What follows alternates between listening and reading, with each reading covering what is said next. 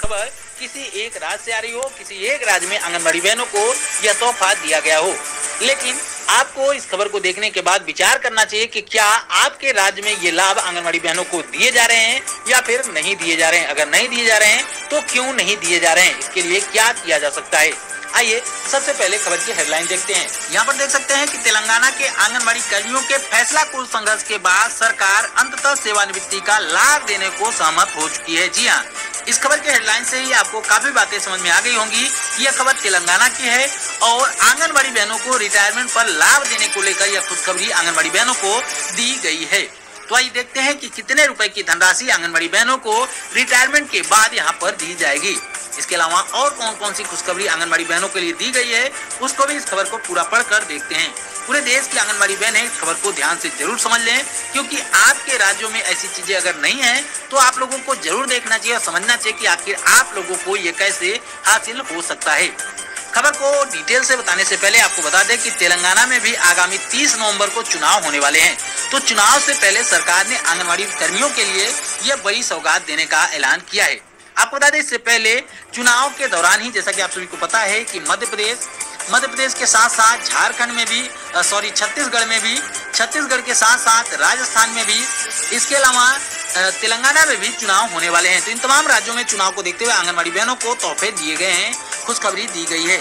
हाँ, कुछ राज्यों में अच्छी खबर है तो कुछ राज्यों में केवल तोहफे के नाम पर आंगनबाड़ी बहनों को चूरन थमा दिया गया है, वो बात अलग है। लेकिन चुनाव से पहले तमाम राज्यों की सरकारों के द्वारा आंगनबाड़ी बहनों के लिए कुछ न कुछ ऐलान जरूर किया जा रहा है। आपको ये भी बता दें कि इसी चुनाव को लेकर बीएसपी, जो कि बहुजन समाज पार्टी है, मायावती जी की पार्टी है, उन्होंने भी ऐलान किया हुआ है कि आंगनबाड़ी बहनों को दोगुना मानदेय देंगे और सरकारी कर्मचारी का दर्जा दे देंगे।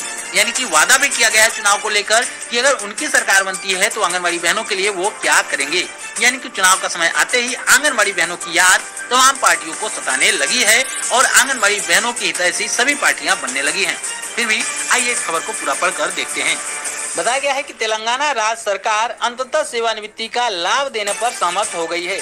आगे बताया गया है कि आंगनबाड़ी शिक्षकों को यानी कि आंगनबाड़ी सेविकाओं को 2 लाख रुपए और आंगनबाड़ी सहायिकाओं को 1 लाख रुपए राज्य सरकार देगी। यानी कि आंगनबाड़ी सेविका सहायिकाएं जब रिटायर होंगी तो आंगनबाड़ी सेविकाओं को 2 लाख रुपए की धनराशि दी जाएगी राज्य सरकार के द्वारा और आंगनबाड़ी सहायिकाओं को 1 लाख रुपए की धनराशि जो है वो दी जाएगी। इसके अलावा बताया गया है कि राज्य सरकार के द्वारा आज से मानदेय में 5% की बढ़ोतरी भी की गई है। जी हाँ, आंगनबाड़ी सेविका सहायिकाओं के मानदेय में 5% की बढ़ोतरी करने का भी ऐलान किया गया है, जिसके बाद अब आंगनबाड़ी सेविकाओं को 13,650 रुपए का मानदेय मिल पाएगा। वहीं पर आंगनबाड़ी सहायिकाओं को 8,000 रुपए का मानदेय मिल पाएगा।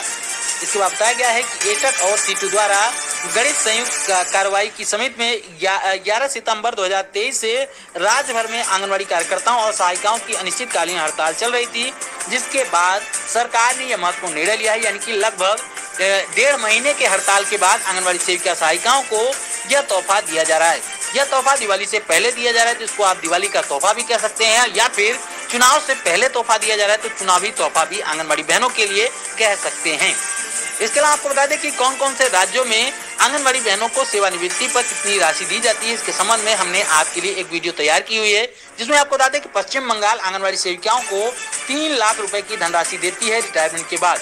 वहीं साथ ही सहायिकाओं को 1.5 लाख रुपए की धनराशि जो है वो रिटायरमेंट के बाद दी जाती है। इसी प्रकार से तमाम राज्यों में आंगनबाड़ी सेविका सहायिकाओं को रिटायरमेंट के बाद धनराशि दी जाती है।